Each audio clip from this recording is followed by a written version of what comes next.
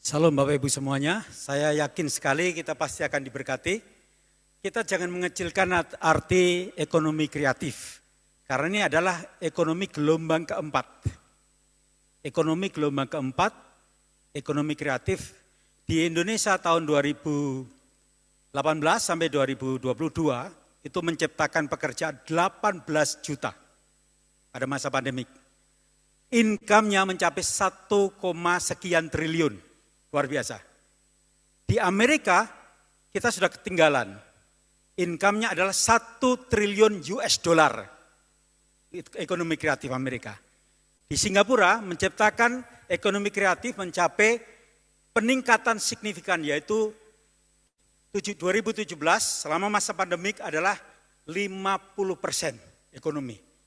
Indonesia luar biasa. Jadi ada potensi ekonomi. Karena ini adalah era gelombang keempat, ekonomi gelombang keempat yang membutuhkan kreativitas. Ketika era komputer, era internet masuk, digitalisasi adalah sebuah kesempatan. Dimanapun kita tinggal, ekonomi kita bisa market asal ekosistemnya dibuat. Hari ini narasumber akan menyampaikan pemaparan-pemaparan. Kita punya waktu 90 menit ke depan dari sekarang. Ada 3 narasumber, kemudian nanti ada kesaksian. Yang pertama-tama, saya akan menyambut Bapak Pendeta Agus Santoso. Mari kami persilakan. Beri sambut dengan aplaus.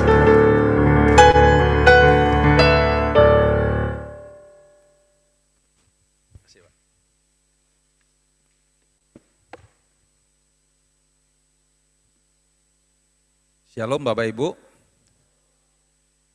Waktu-waktu yang rawan ya, maka tadi saya diminta Bapak Ibu supaya turun sebentar lalu naik kembali.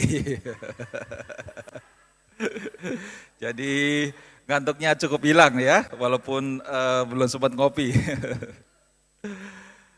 Oke, Bapak Ibu, jadi kami dari Sinode GKY mempunyai pelayanan yang namanya PPMT. PPMT itu singkatan dari pelatihan misi terpadu, ya, pusat pelatihan misi terpadu, ya. Sebetulnya sinode kami, sinode GKY itu bukan sinode yang besar, Bapak Ibu, ya. Kami total di seluruh Indonesia hanya 46 gereja, nggak banyak, ya. Jumlah jemaatnya pun juga kecil, tidak sampai 20.000. Ya. Tapi puji Tuhan, gereja kami ya cukup diberkati, ya. Untuk mengingat berkat-berkat itu, gereja kami, sinode kami juga sebagai wujud rasa syukur juga mau ikut ambil bagian di dalam pekerjaan pelayanan misi. Apalagi visi dan misi daripada Sinode GKY adalah mulia dan misioner. Menjadi gereja yang mulia dan misioner. Menjadi gereja yang mulia artinya yang menghadirkan nilai-nilai kerajaan Allah. Ya. Dan tentunya karena mau menjadi gereja yang misioner, kami pun taat untuk menjalankan misi yang diamanatkan agung oleh Tuhan kita, Tuhan Yesus. Ya, maka itu ketika tahun 2014 dari misi sinode, waktu itu ketuanya Pak Chandra Wijaya bersama dengan Pendeta Hari Sujatmiko. 10 tahun yang lalu, rekan-rekan dari misi sinode melihat bahwa para hamba-hamba Tuhan yang ada di pedalaman, yang ada di pedesaan, kondisinya sangat memprihatinkan Bapak Ibu. Jadi seharusnya para hamba Tuhan yang disupport oleh sinodenya masing-masing, tetapi kebanyakan sinode yang gerejanya banyak di desa itu,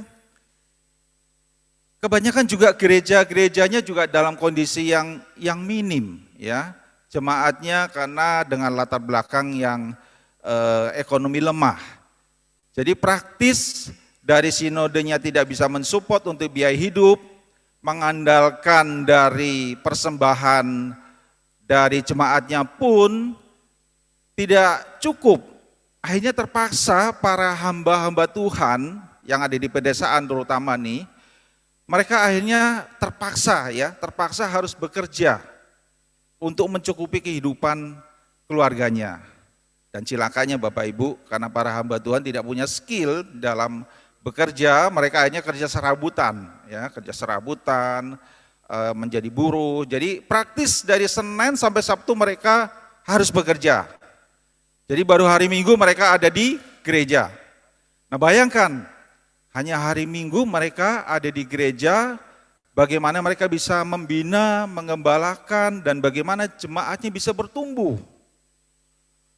Untuk itulah dari rekan-rekan misi sinode melihat pentingnya lahirnya pelayanan pusat pelatihan misi terpadu yang waktu itu punya semboyan yaitu militan.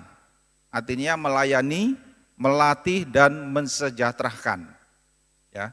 Jadi kami mengundang para hamba Tuhan, para pemimpin gereja di pusat pelatihan misi terpadu, supaya mereka juga diberikan pelatihan-pelatihan, supaya nanti mereka bisa belajar, mempraktekkan, dan bisa menduplikasikannya, mengajarkan kepada jemaat-jemaatnya yang ada di pedesaan. Di samping itu, kita juga pengen para hamba Tuhan bisa melayani dengan sungguh-sungguh. Karena biasanya dari sinode-sinode di daerah itu, para hamba Tuhan yang ada di pedesaan itu kurang terperhatikan. Ya, kita mau panggil mereka ke PPMT supaya dibangunkan kembali semangat pelayanan, semangat kerohaniannya, sehingga boleh terjadi satu revival, terjadi satu kebangunan rohani, sehingga mereka melayani tidak dengan setengah hati, dengan suam-suam kuku, tapi mereka benar-benar punya komitmen yang tinggi, punya integritas yang tinggi untuk melayani jemaat yang Tuhan percayakan kepada mereka. Dan ketika nanti melalui pelatihan-pelatihan itu bisa diduplikasikan, dikerjakan oleh jemaatnya, jemaatnya bisa lebih hidup sejahtera Bapak Ibu. Karena sebetulnya potensi-potensi di daerah itu banyak sekali yang masih belum dilihat. Tanah di sana begitu banyak, ya. Kalau kita mau bikin pertanian atau perkebunan rakyat itu sangat melimpah. Lalu hasil daripada budidaya pertanian di sana pun ada yang melimpah. Nah itu bisa kita berdayakan, kita maksimalkan, kita olah supaya menghasilkan nilai ekonomi yang tinggi. Sehingga bisa mendapatkan tambahan atau ekonomi daripada jemaat itu bisa ditingkatkan. Maka itu PPMT adalah pelayanan yang holistik Bapak Ibu. Kita tidak hanya melihat secara spiritual, secara kerohanian, tetapi bagaimana pelayanan PPMT bisa berdampak dan bisa mensejahterakan para hamba Tuhan dan juga jemaat di gereja masing-masing. Makanya PPMT adalah pelayanan yang holistik dan juga pelayanan yang kolaboratif Bapak Ibu. Kolaboratif itu artinya PPMT tidak bisa berjalan dengan sendirinya. PPMT perlu rekanan dari sinode-sinode lokal. Karena kami tidak bisa masuk ke daerah-daerah tanpa dukungan, tanpa support, tanpa kerjasama dengan sinode-sinode lokal yang ada di daerah. Dan seperti saat ini, pertemuan TCI ini sangat memfasilitasi bagaimana kita para sinode, para lembaga Kristen supaya bisa sama-sama kolaboratif mengerjakan untuk kemuliaan nama Tuhan. Ya, next slide. Nah, kita mau melihat Bapak Ibu betapa pentingnya pelayanan di keseimbangan pelayanan di perkotaan dan pedesaan. Karena kalau kita melihat jumlah penduduk di tahun 61 ya, itu penduduk Indonesia yang tinggal di kota itu hanya 14 juta. Kecil sekali ya, 15%. Tapi kalau kita lihat per 10 tahun, 10 tahun, 10 tahun, 10 tahun, tahun 2000 sudah meningkat menjadi 40% yang tinggal di kota atau 88 juta. Dan sensus terakhir 2020 ada 270 juta, yang tinggal di kota itu ada 171 juta dan 60% itu. Artinya sudah lebih banyak warga masyarakat penduduk kita di Indonesia yang tinggal di perkotaan. Nah, faktor pemicu urbanisasi memang di samping populasi meningkat ya, kalau kita melihat memang di pedesaan itu pendidikan, kemiskinan, fasilitas pun juga sangat minim ya. Lapangan kerja juga terbatas. Terus lalu orang-orang dari pedesaan pun juga ingin meningkatkan taraf kesejahteraan hidupnya sehingga mereka mau pergi ke kota. Nah, kalau kita lihat memang tipikal pelayanan di perkotaan itu urgent sekali untuk dikerjakan. Namun pelayanan di pedesaan pun juga harus tetap dikerjakan ya, khususnya untuk bisa mengatasi persoalan kebutuhan ekonomi, pendidikan dan peningkatan SDM. Next slide. Nah, ini prediksi untuk urbanisasi di tahun 2050 Bapak Ibu.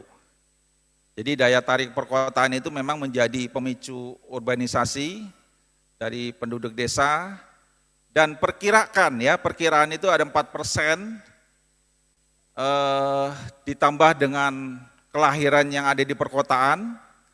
Makanya nanti diprediksi ya, jumlah penduduk di perkotaan itu tahun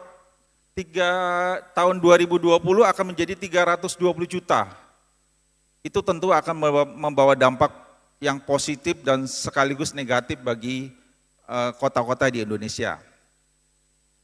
Kalau kita lihat grafiknya Bapak Ibu, tahun 2025 ya, itu sekitar 68% ya penduduk akan tinggal di perkotaan di tahun 2025.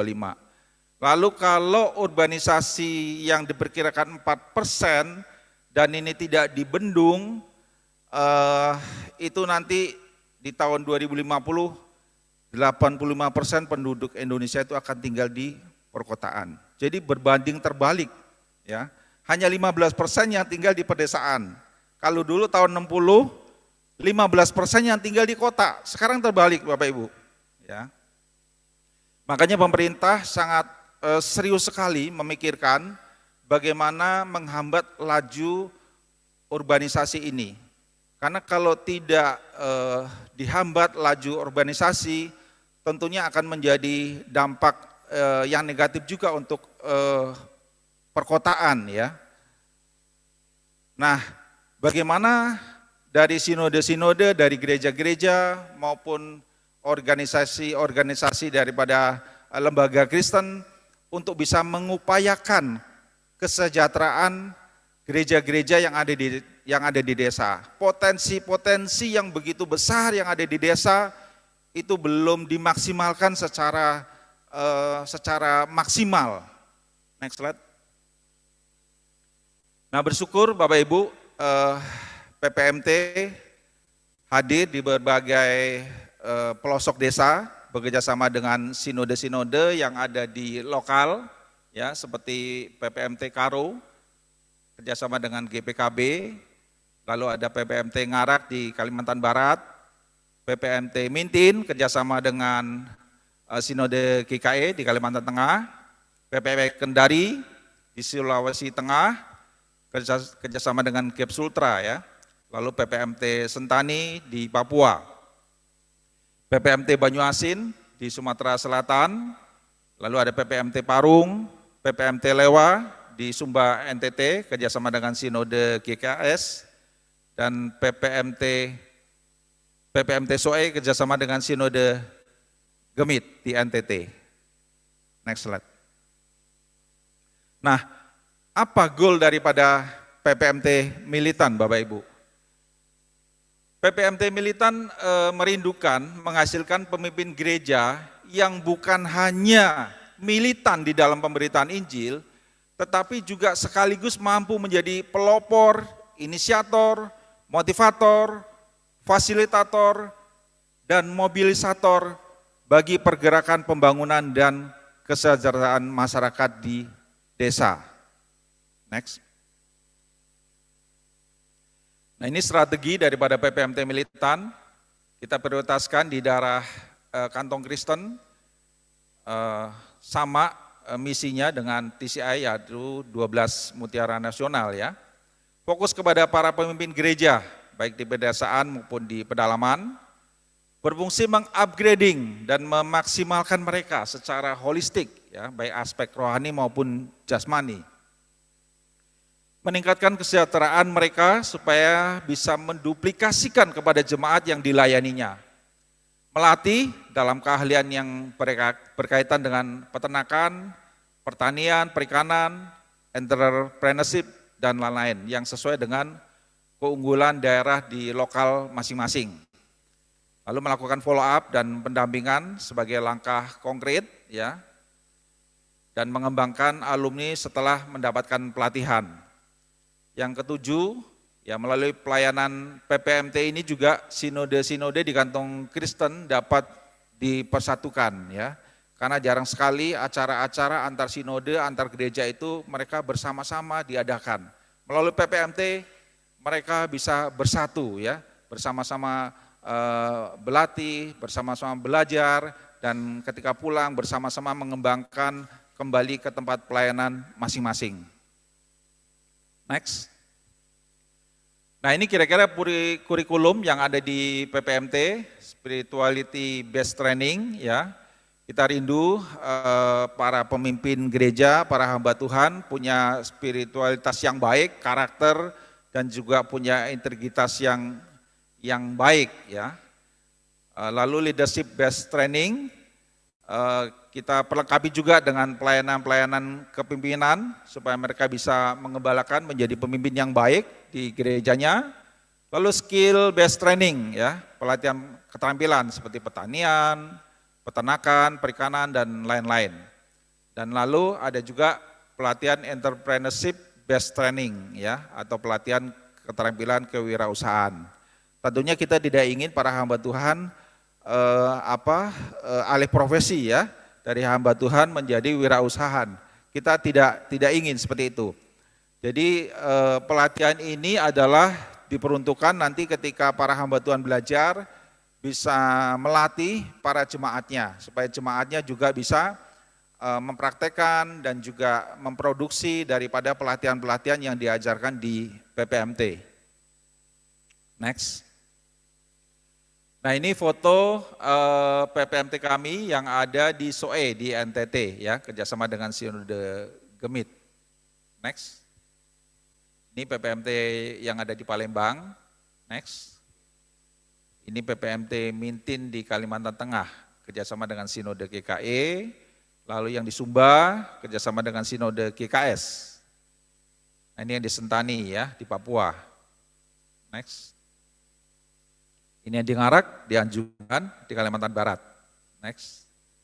Nah, di PPMT Ngarak ini kita juga ada lahan contoh dan lab, ya. Jadi ada pertanian, peternakan, perikanan, ada rumah produksi juga untuk teknologi pangan supaya para alumni bisa belajar di tempat ini. Next. Ini program pelatihan pertanian organik terpadu. Next. Nah, ini perkebunan rakyat, ya, karena lahan begitu melimpah, kita lempar batang singkong aja akan tumbuh, Bapak Ibu, sebetulnya, ya. Next. Perikanan terpadu. Next.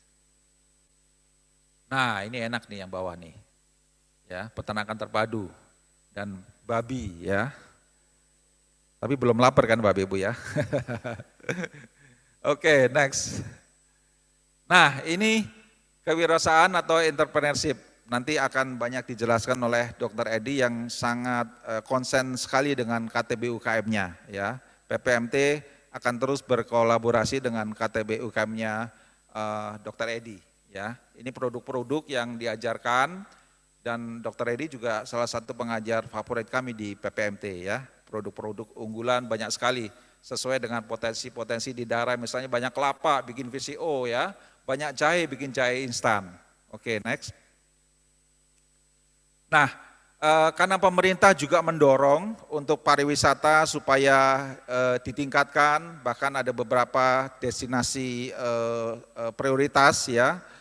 Kami rindu juga supaya gereja-gereja yang memang daerahnya punya potensi wisata seperti di Toba, ya, dan juga di Sumba, mereka tidak hanya menjadi penonton, ya. Jadi kira-kira dari jemaat gereja itu bisa melihat potensi-potensi apa yang mereka bisa lakukan, yang mereka bisa kerjakan untuk menangkap fenomena daripada perkembangan wisata yang pemerintah saat ini sedang terus galakan. Ya, kita bikin beberapa pelatihan di Diklat Pariwisata, ada pelatihan hospitality dan juga kulineri, ya, ada tour guiding, bagaimana mereka bisa menjadi guide tour begitu, ya. Next.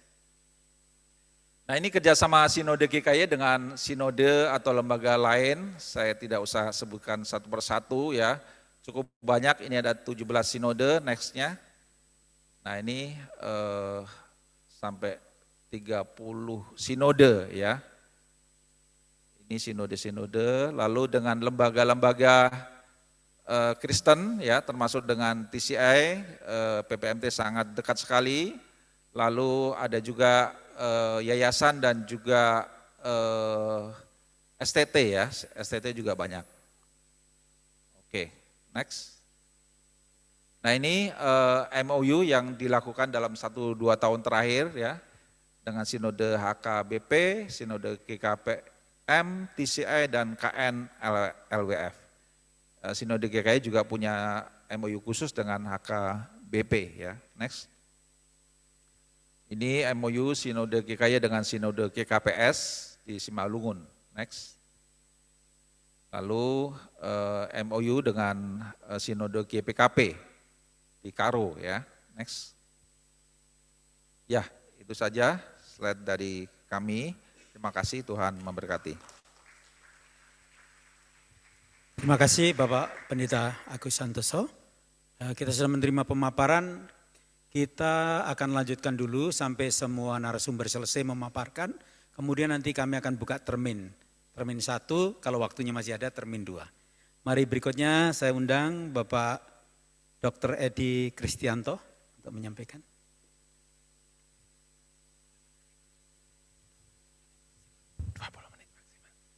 Bisik-bisik tapi pakai mic.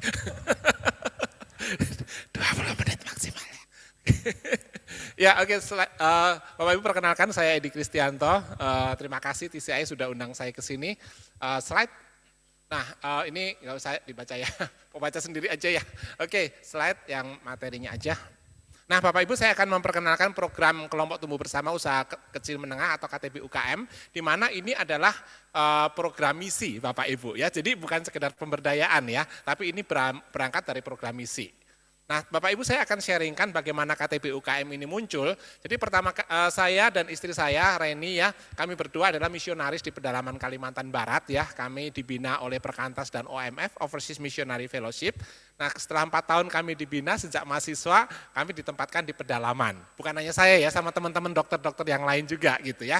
Nah, tapi di sini kami berdua di Desa Rawak, Kalimantan Barat. Waktu itu bisa dicapai dari Pontianak sekitar 9 jam kalau musim kemarau, ya. Kalau musim hujan 12 jam gitu, ya. Jadi cukup jauh, ya. Tapi karena kami jalani berdua dan kami baru menikah waktu itu, kami rasanya happy-happy aja sih taruh di desa berdua, anggap aja bulan madu gitu, ya. Tapi bukan karena itu ya Bapak Ibu, karena kami terbeban dengan pelayanan sebetulnya, ya. Jadi kami mengobati tubuh dan jiwa, ya. Kami mengobati orang-orang sakit dan kami memberitakan Injil di tempat-tempat itu, ya.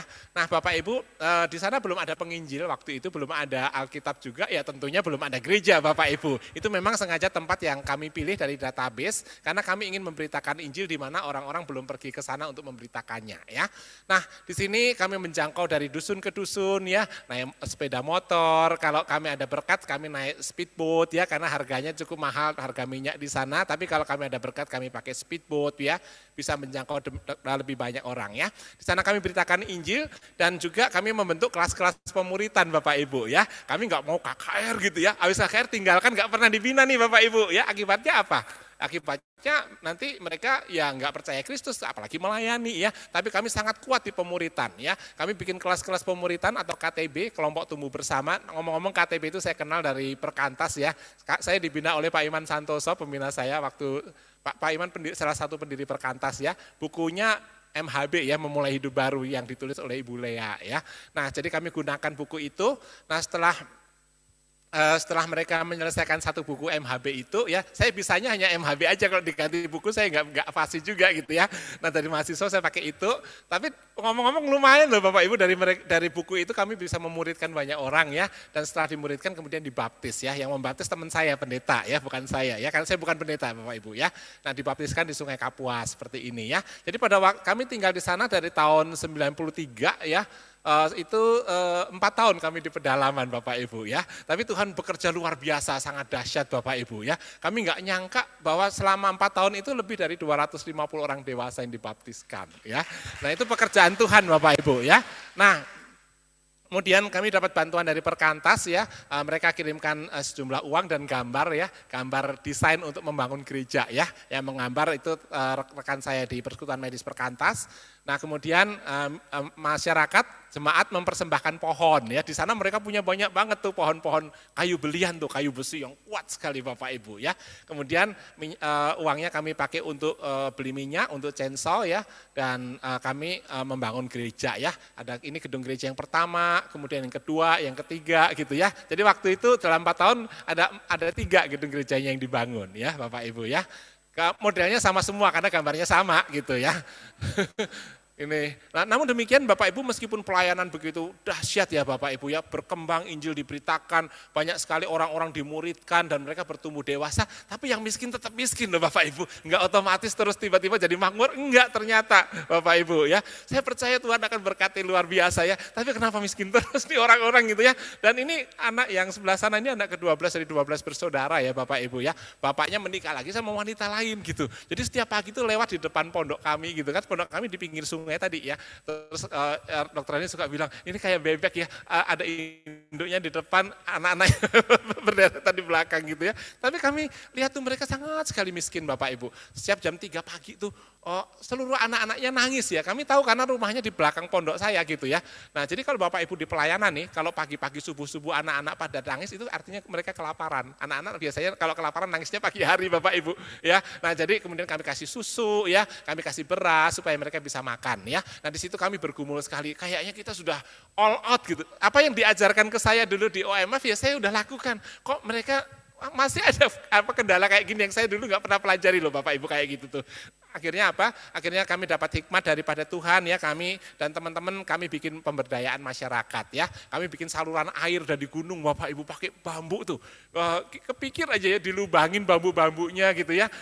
Kan bambu itu ada sekatnya ya, ngomong-ngomong yang belum pernah lihat bambu ya. Itu ada sekatnya tuh. Jadi dibolongin tengahnya, air bisa ngalir 10 km loh Bapak Ibu. Sebulan dikerjain. Seluruh jemaat bekerja, air mengalir dengan deras. Sejak saat itu dulu kami sering kena diare di kampung kami. Sejak saya itu nggak ada diare Bapak Ibu ya. Karena kan sebelumnya ngambil air di sungai, BAB di sungai kayak gitu ya. Ngambil air dimasak, ngambil dari air sungai juga, nyuci di situ juga gitu ya. Tapi sejak kami punya saluran air nggak pernah ada yang diare lagi ya. Kami bikin MCK, kami bikin kolam ikan ya. Ikannya banyak Bapak Ibu, kolamnya gede ya. Kami taruh ikan kecil-kecil dari sungai, kita taruh di situ, ada ikan patin, ikan mas, ada ikan lele nggak ada, mas sama patin waktu itu Bapak Ibu ya, besar-besar ya. Kami nggak pernah kasih makan sama sekali, tapi berkat dari Tuhan luar biasa ya. Setiap pagi sama sore itu ya, dari MCK itu tuh, toilet tuh, itu wah bersatuan makanan bergizi untuk ikan-ikan kami Bapak Ibu ya. Besar-besar ikannya ya.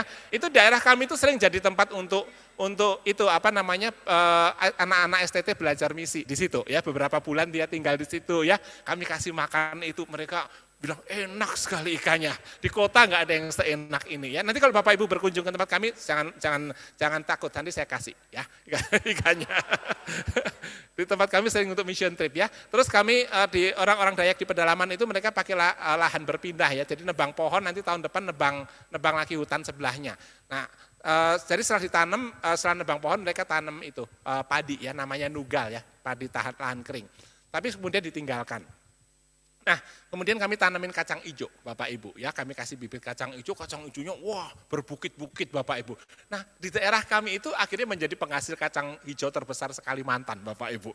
Mereka jadi makmur, Bapak Ibu, kacang hijaunya berlimpah di situ, ya. Anak-anak yang tadinya, kami kan sering posyandu tuh, ya, itu kan ada di penimbangan itu tuh. Nah itu yang tadinya di bawah garis titik-titik tuh, yang underweight atau ada juga yang kwashiorkor gitu ya, yang sangat kurang gizi. Sejak saat itu enggak ada lagi yang kurang gizi.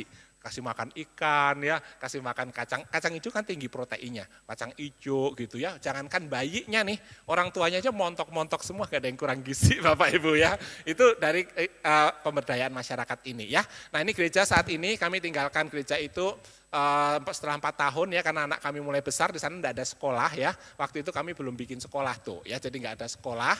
Nah terus tapi setahun sekali kami berangkat ke sana, kami lihat jemaatnya ya. Ini gerejanya saat ini udah bagus ya, jemaatnya banyak ya. Waktu kami tinggalkan gerejanya itu 3 Bapak Ibu ya, sekarang jadi 9 Bapak Ibu. Nah kenapa demikian? Ya karena banyak orang-orang yang kami muridkan itu akhirnya jadi pendeta, jadi penginjil, kayak gitu tuh Bapak Ibu ya. Bahkan istri saya kan ngajar sekolah minggu nih. Nah anak-anak sekolah minggunya aja banyak yang jadi pendeta Bapak Ibu. Ya itu. Nah jadi sekarang dulu waktu kami tinggalkan hamba Tuhannya itu hanya ada 3 ya. Sekarang hamba Tuhannya ada 30 Bapak Ibu ya, yang tinggal di situ melayani di sana ya. Itu membuktikan bahwa pelayanan yang dilakukan dengan pemuritan Bapak Ibu hasilnya berbeda dengan kalau kita menginjil lalu kita tinggal gitu ya. Berbeda Bapak Ibu ya. Dan ini dan kalau kita lihat pelayanan misi dari abad ke abad Bapak Ibu, itu para misionaris itu melakukan hal yang kayak gitu loh Bapak Ibu ya. Itu mereka datang, pertanian diperbaiki ya Kak. Terus no mention ya, itu sekolah dibangun, sampai sekarang jadi universitas Bapak Ibu ya. Dan mereka Injil diberitakan, pemuritan dilakukan, namun mereka juga memperbaiki kesejahteraan masyarakat di situ. Guru-guru pada datang. Nah, abad 19 ini itu adalah gerakan misi yang terbesar dalam sejarah yang belum pernah ada tandingannya sampai sekarang ini. Itu kata Open Doors ya, Bapak Ibu ya. Dan pada waktu itu yang bergerak apa? Sebagian besar itu para kaum awam, ada yang guru, ada yang dokter, ya pendeta ada juga, tapi nggak banyak waktu itu ya. Nah terus pada waktu mereka datang Bapak Ibu, mereka mau mensejahterakan daerah-daerah yang dilayani. Kebudayaan berubah, pertanian, kesehatan berubah, dan Injil tersebar sampai kemana-mana. Itu yang terjadi, bukan hanya di Indonesia, negara lain juga begitu Bapak Ibu ya. Nah teman-teman rindu nggak itu terjadi lagi di era kita nih, di masa kita, gerakan misi yang begitu dahsyat gitu ya. Nah banyak orang yang, saya sering ke beberapa gereja diundang ya, men-sharingkan misi, banyak dari jemaat mengatakan, Pak Pendeta, ayo Bapak Pendeta bikin seperti itu. Jadi pendetanya itu disuruh-suruh bermisi, karena udah dapat persembahan gitu ya dari jemaat Bapak Ibu ya. Jadi kayak stafnya aja tuh pendetanya, padahal kan tidak seharusnya begitu kan, karena amanat agung itu kan untuk seluruh murid Tuhan Yesus, ya enggak? Ya. Nah jadi itu adalah bagaimana supaya pada era ini nih, gereja mempersiapkan jemaatnya untuk terjun dalam pelayanan misi. Ya, bukan hanya hamba Tuhannya aja, ya. Banyak loh, karena gerakan misinya dilakukan oleh hamba Tuhannya aja, jemaatnya sering ditinggali malahan, ya nggak ada yang layani, karena pendetanya sedang bermisi kemana-mana. Tapi dulu saya belajar dari teman saya ya, Pak Jonsung Yohanes Sungguh Siagian ya, teman pelayanan saya di Kalimantan, dia bilang, kalau domba itu katanya ya, dia itu, kalau gembala itu, dia kalau punya anak itu manusia gembala gitu. Kalau yang punya anak domba, itu domba, kata domba itu anaknya domba. Dia cuma ngomong gitu, saya pikir, apa maksudnya gitu ya. Dia bilang, jadi seharusnya nih yang bermisi itu para domba itu yang digembalakan, punya anak domba lagi. Begitu dia maksudnya, dia begitu ya Bapak Ibu ya. Nah kalau kita lihat sekarang 10 provinsi termiskin di Indonesia, pertama Papua, kemudian kedua Papua Barat, ketiga adalah NTT ya, yang keempat kemudian Maluku gitu ya Bapak Ibu ya. Itu termiskin dari BPS ya, dari segi persentasi GDP-nya atau income-nya begitu ya. Tragis banget ya. Padahal di daerah-daerah ini paling banyak gerejanya loh Bapak Ibu di situ. Tapi ini menjadi daerah termiskin. Apakah benar-benar daerahnya itu enggak ada potensi? Jawabannya sama sekali bukan. Di daerah itu banyak sekali potensi. Yang saya sering datang ke daerah-daerah ini ya. Seringkali saya lihat, wah begitu berharganya potensi di sini, kenapa nggak diolah begini begitu gitu ya, kayaknya gemes juga gitu ya Bapak Ibu, tapi memang belum ada yang membimbing masalahnya gitu ya. Nah jadi kita perlu mensejahterakan mereka ya dengan mengolah potensi yang ada pada mereka. Nah kenapa sih nggak kita kumpulkan uang aja, kita bagi-bagi duit aja, kan toh banyak orang kaya di kota gitu kan, nggak usah repot-repot ngajarin kayak gitu kan. Nah tapi ini ada satu pelajaran menarik ya, ini di Afrika Bapak Ibu ya, di Afrika itu banyak orang miskin tapi nggak terlalu lah ya awalnya tahun 1970 ya. Nah kemudian banyak lembaga-lembaga yayasan ya, NGO memberikan bantuan atau santunan ke keluarga-keluarga miskin. Nah sehingga apa yang terjadi pada dalam waktu 1970 sampai 1980 ini 982 ya, itu di tahun 1982 ekonominya ambruk sama sekali Bapak Ibu. Semua orang mendaftarkan, 95% mengaku dirinya miskin, nggak ke ladang lagi, nggak bekerja lagi, karena mereka pengen dapat santunan. Akibatnya apa? Hancur Bapak Ibu. Nah itu terjadi nggak di negara kita? Berapa banyak kalau kita datang ke daerah-daerah yang diharapin apa? Bawa sembako enggak, mau ngasih sumbangan enggak gitu kan. Nah kalau kita fokus ke situ, gereja Tuhan sulit bertumbuh, sulit sejahtera Bapak Ibu ya. Jadi perlu mindset yang berbeda Bapak Ibu ya. Nah jadi untuk memberikan masa depan yang lebih baik untuk jemaat Tuhan dibutuhkan pelayanan yang holistik dengan mengembangkan potensi yang mereka miliki dan bukan hanya bergantung pada pemberian-pemberian yang sifatnya hanya sementara saja Bapak Ibu. Nah disinilah KTB UKM hadir Bapak Ibu ya. Nah jadi dalam KTB UKM itu kita melakukan penginjilan ya, pemuritan dan juga mensejahterakan daerah-daerah yang kita layani. Ya, dulu saya belajar di Perkantas, saya nggak diajari nih mengenai mensejahterakan gitu ya. Nah, jadi saya diajari bagaimana menginjil, bagaimana memuridkan. Tapi di KTB UKM kita tambahkan program untuk mensejahterakan. Ya, nah di KTB UKM ini bukan sekedar kegiatan sosial atau bagi-bagi formula, bagi resep, bukan. Tapi di sini juga membawa amanat agung Tuhan Yesus ya. Yang kedua fokusnya itu pada pengembangan atau development, bukan pada bantuan. Jadi di KTB UKM ini kami enggak memberikan bantuan-bantuan keuangan gitu, enggak Bapak Ibu. Mereka harus cari uangnya sendiri. Nah beberapa daerah gitu ya, Pak saya mau beli food dehydrator, pengering apa namanya, makanan gitu ya. Nah itu mereka kami enggak belikan food dehydratornya, tapi babinya boleh deh jual ke kami gitu ya Bapak Ibu ya. Babinya dijual, nanti beli food dehydrator gitu ya. Ada yang jual motor atau apa, memang dari awal dididik kayak gitu Bapak Ibu ya. Nah kemudian yang ketiga kita mengolah sumber daya yang ada di situ. Jadi di KTB UKM kita bukan mengajarkan sesuatu yang di daerahnya itu enggak ada bahan bakunya, tapi kami mengajarkan yang ada di bahan bakunya. Nanti Bapak Ibu lihat dari kesaksian yang ada di sini ya. Kemudian sederhana disampaikannya ya. Jadi masyarakat yang tidak sekolah pun bisa menjadi pembina KTB UKM nantinya ya. Karena duplikasi ini sangat penting, jadi mudah diduplikasi ya. Terus semua usaha dimiliki oleh masyarakat ya. Dan target pembinaannya selama 2 tahun. Kenapa lama banget gitu, banyak yang tanya. Kenapa harus 2 tahun gitu? Kalau saya ngajarkan produk itu dalam beberapa minggu bisa. Tapi untuk merubah mindset, merubah karakter enggak bisa dalam beberapa minggu. Perlu pendampingan terus-menerus. Itulah sebabnya KTB UKM itu perlu 2 tahun ya. Setelah itu akan bermultiplikasi dan berkelanjutan ya. Jadi ini mudah sekali diduplikasi. Nah, Bapak Ibu, ini adalah alurnya dari KTB UKM. Jadi ada tim pembina yang akan membantu ya. Nanti kalau Bapak Ibu tertarik dengan program ini nanti bisa menghubungi Bu Tuti dan Bu Tori ya. Yang ada di sini. Bu Tuti bisa berdiri. Ya, Bu Tuti ada di sini ya. Ya, oke. Ya, nanti Bapak Ibu bisa mendaftar tanggal 10 November akan dibuka kelas baru ya. Online ya, bisa online ya. Kemudian kami bantu melakukan survei, sarasehan pengenalan KTB UKM, kemudian dibentuk tim-tim pengembangan dan dibentuk kelompok-kelompok KTB UKM. Nah, setelah 1 tahun berjalan, mereka yang sudah dewasa, sudah dilatih, mereka akan menjadi pembina lagi ya. Dulu saya memuridkan Bu Tuti ya, kemudian Bu Tuti memuridkan Bu Tori ya. Bu Tori dari saya, sorry lupa, saya kelasnya banyak dari saya, habis itu Bu Tuti dan Bu Tori sekarang jadi kelasnya banyak sekali ya di Indonesia ya. Nah begitu ya, dan programnya 2 tahun. Nah Bapak Ibu, ini adalah contoh-contoh waktu kami melakukan survei di berbagai daerah, ada madu hutan, ya, kelor ini di Papua, ada jeruk dan sebagainya ya, lemon. Kita pelajari dan kita riset apa yang kita bisa kembangkan di situ. Ini sarasehan ya, pengenalan KTB UKM di berbagai daerah ya.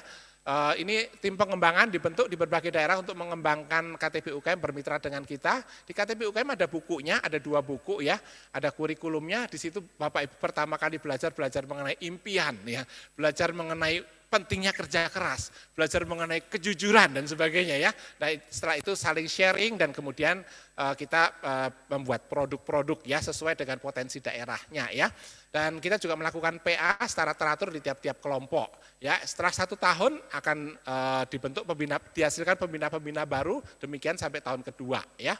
Nah ini contoh-contoh produk KTB UKM, Bapak Ibu, kita juga membuat anggur perjamuan kudus sendiri ya.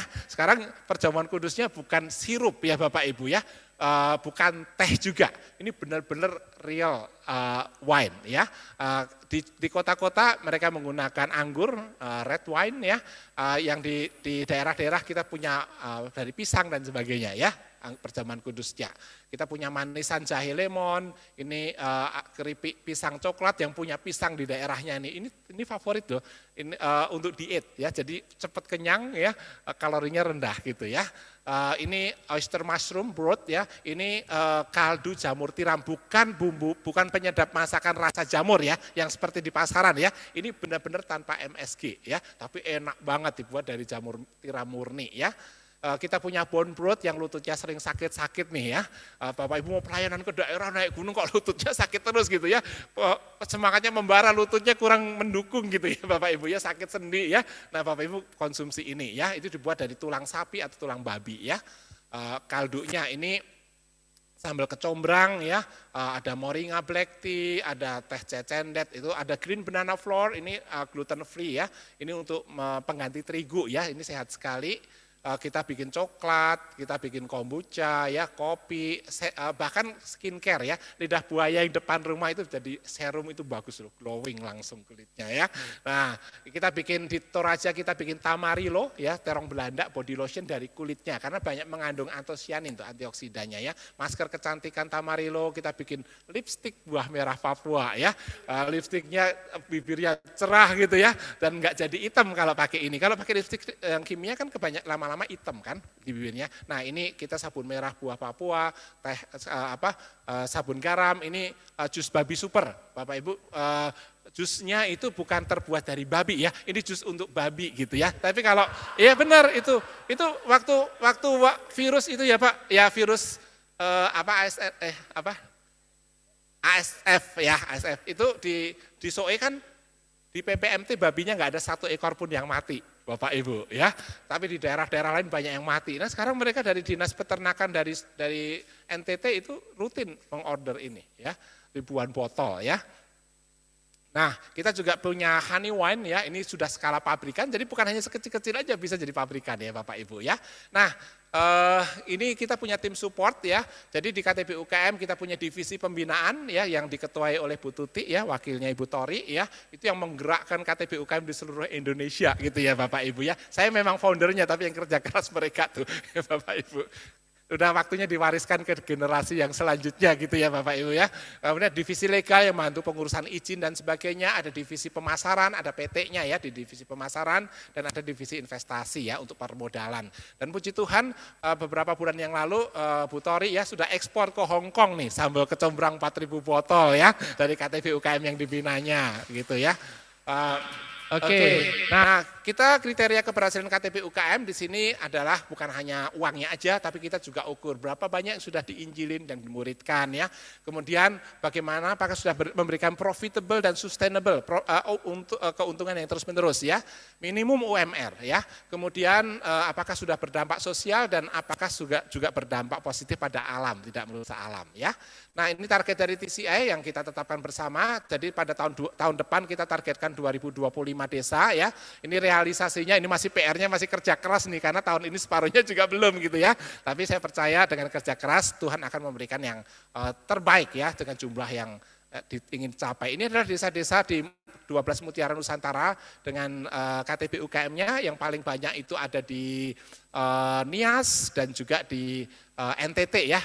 Kita harapkan banyak desa-desa Maluku juga cukup banyak ya.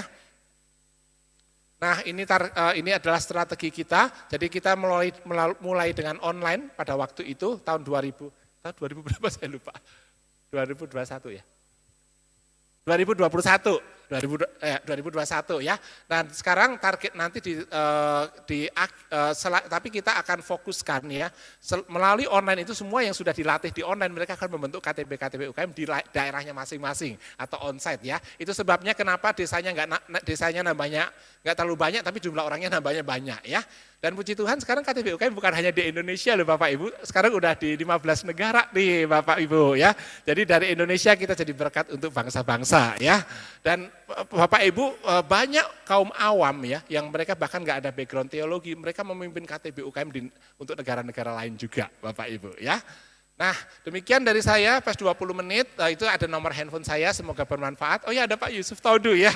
Oke, harusnya sharing juga nih harusnya. Nanti kalau ada waktu sharing ya, beliau pengalamannya luar biasa loh memajukan daerahnya ya. Melalui pelatihan di PPMT, KTB UKM, daerahnya maju banget gitu ya. Bapak Ibu, oke demikian dari saya, terima kasih, Tuhan Yesus memberkati. Terima kasih Dr. Edi. Ya. 20 menit. Nah berikutnya nanti untuk yang presentasi sudah, kemudian nanti ada sharing, testimoni dari Ibu Tori, dan kemudian ekspor potensi lokal.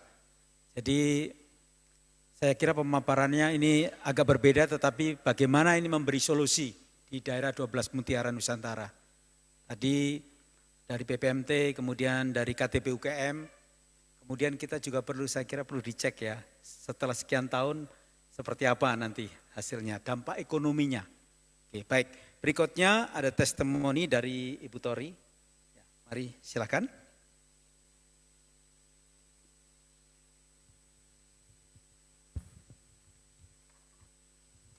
Ya, selamat sore. Saya sudah dibisikin tadi, Bu, berapa lama gitu. Bisa 10 menit gitu ya. Saya bilang saya usahakan untuk 10 menit. Karena ini perjalanan saya, karena diminta untuk kesaksian, perjalanan selama 3 tahun gitu ya. 3 tahun apa yang sudah saya dapat dan saya lakukan gitu. Terima kasih pertama-tama saya sampaikan kepada Dr. Edi sebagai pembina saya yang di awal, yang sudah membimbing saya, banyak hal yang saya belajar dari Dr. Edi gitu ya. Dan juga terima kasih kepada TCI dan panitia yang telah memberikan kesempatan kepada saya untuk berbagi pada sore hari ini. Semoga waktunya bisa tepat ya Pak. Ya, ini profil keluarga saya. Saya namanya Tori ya, dipanggil Tori saja karena memang sebenarnya nama saya hanya 4 huruf gitu ya. Tori Jimardi itu adalah nama papa saya ketika saya menikah. Ditambahkan oleh kelurahan karena namanya terlalu pendek gitu. Dan ini adalah keluarga saya, suami saya ada juga hadir pada saat ini. Hosana bisa berdiri. Ya, ini yang selama ini selalu setia mendampingi ketika saya ikut KTB UKM secara online selama 2 tahun. Dan ketiga anak saya yang juga menjadi satu keluarga kami semuanya yang saling mendukung gitu ya, mengerti pelayanan yang saya lakukan pada saat ini. Awal mula pergumulan kami bisa ambil pelayanan dalam pelayanan misi ini, ada pergumulan sebenarnya Bapak Ibu yang kami doakan gitu ya. Tuhan menjawab pergumulan ini dengan mempertemukan kami dengan Dr. Edi di tahun 2020. Tahun 2020 Tuhan menjawab. Jadi mulai tahun 2020 tanggal 21 September itu saya mengikuti kelas, saya nggak tahu itu kelas pertama atau kelas kedua ya dokter, waktu TOT.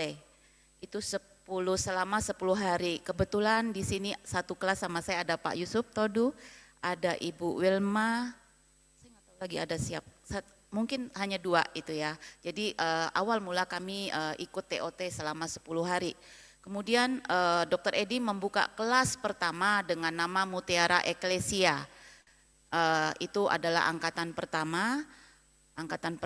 Kemudian di situ juga mungkin ada Pak Yusuf, Bu Wilma atau siapa ya. Jadi kami merasa bahwa selama 10 hari itu kami belum banyak mendapatkan sesuatu yang sepertinya banyak yang akan kami lakukan, kok hanya 10 hari gitu. Saya berkomitmen untuk terus melakukan, ambil kelas ini. Saya bilang, Dok, saya ambil lagi ya 2 tahun. Dokter Edi bilang nggak usah, bisa langsung menjadi pembina. Saya bilang saya belum tahu apa-apa, saya bilang gitu.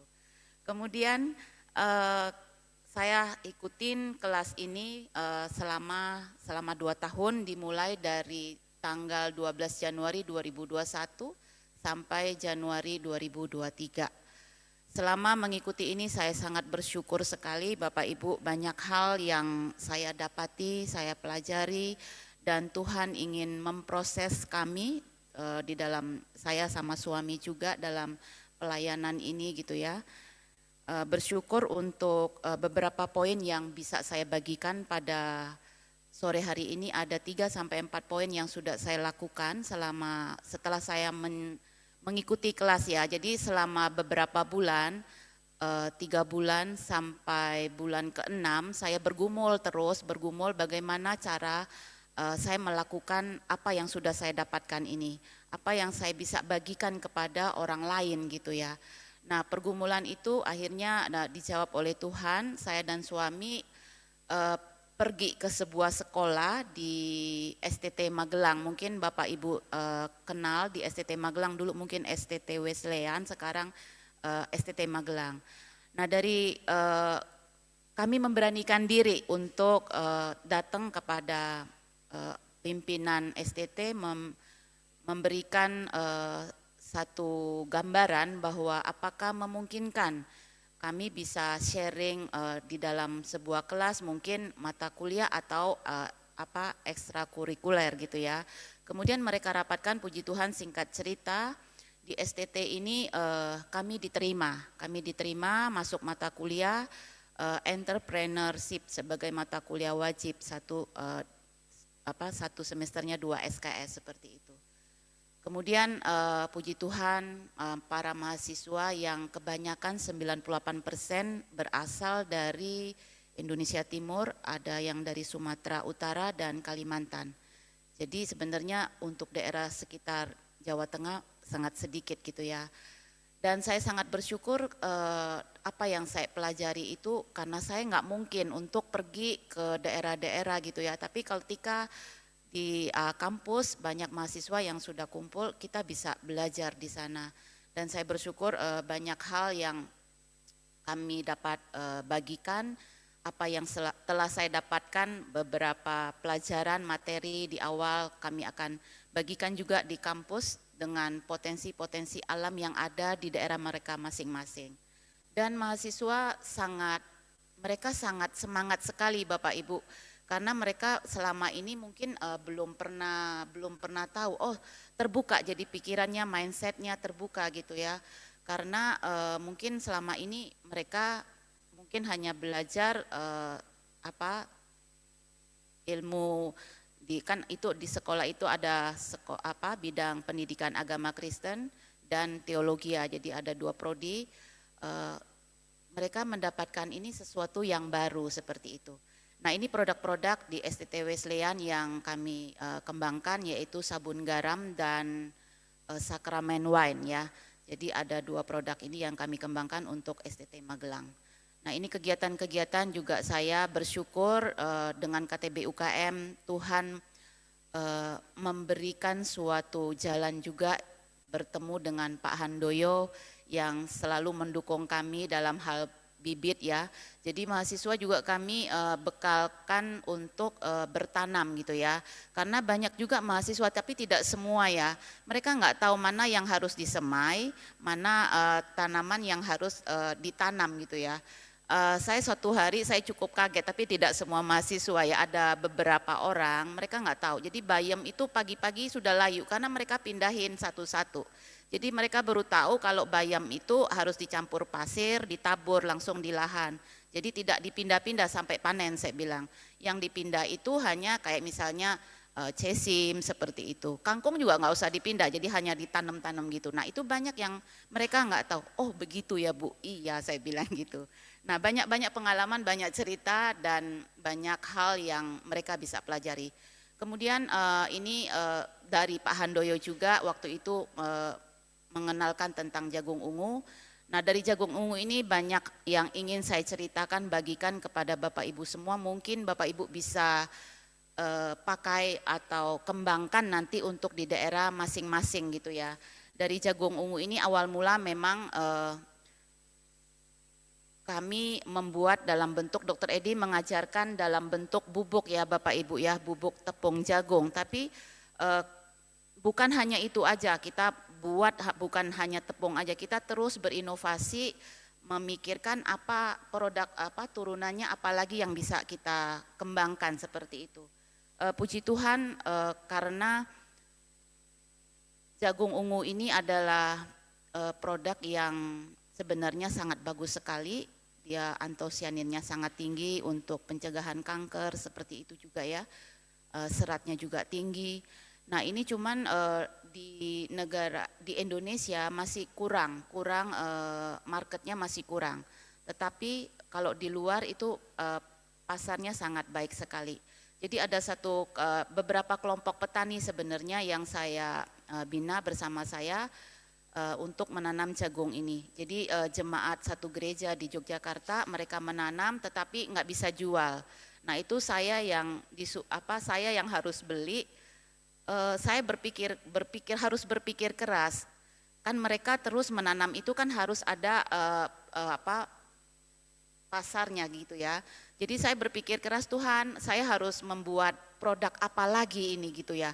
Saya harus membuat produk apa sehingga para petani ini mereka sangat terbantukan. Mereka sangat bersyukur ketika panen bisa langsung terjual, langsung terjual. Nah awal mula produknya itu berupa bubuk, jadi purple corn powder.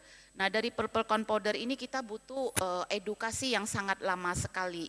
Kemudian bersyukur karena saya selalu bertanya sama Tuhan, berdoa sama Tuhan, Tuhan ini adalah ladang pelayanan yang sangat besar, sangat banyak mempengaruhi dan membantu jemaat-jemaat Tuhan dan juga orang-orang umum gitu ya, mereka yang sangat butuh pemasaran untuk jagung ungu ini. Kemudian suatu saat karena anak kami mengunjungi anak waktu itu di Hong Kong, saya sebenarnya enggak punya tujuan untuk pergi ke pameran. Nah, Tuhan tunjukkan langkah kaki saya untuk melihat pameran gitu ya. Nah, di situ saya mendapatkan satu ide. Di sana ada jagung kok bisa dengan teknologi gitu ya. Teknologi apa ini? Terus saya pelajari, saya beli, saya bawa pulang ke rumah, kemudian saya diskusi dengan Dokter Edi, saya pelajari. Kemudian ternyata bisa menjadi ini Bapak Ibu, jadi jagung ungu di retouch dengan disterilisasi 120 derajat untuk mematikan mikroorganisme yang ada di dalam ini gitu ya, dalam jagung. Jadi dia tanpa pengawet bisa tahan selama 180 hari, selama 6 bulan. Dan ini puji Tuhan, memang ini baru ya Bapak Ibu ya, baru saya kembangkan, baru 1 bulan ini karena uji cobanya yang cukup lama. Sebenarnya saya waktu di Hong Kong itu bulan Agustus, tapi uji coba terus baru menemukan seperti itu.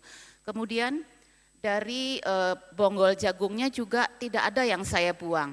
Jadi bonggol jagungnya ini kita bikin teh itu juga antioksidan.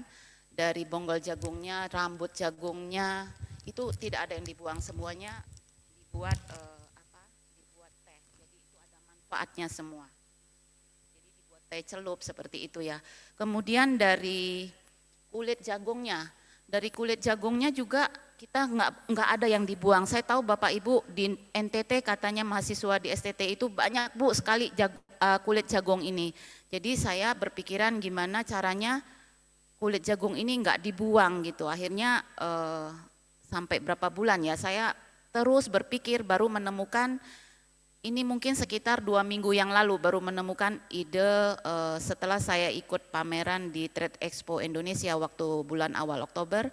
Saya melihat ada kerajinan ya home decor.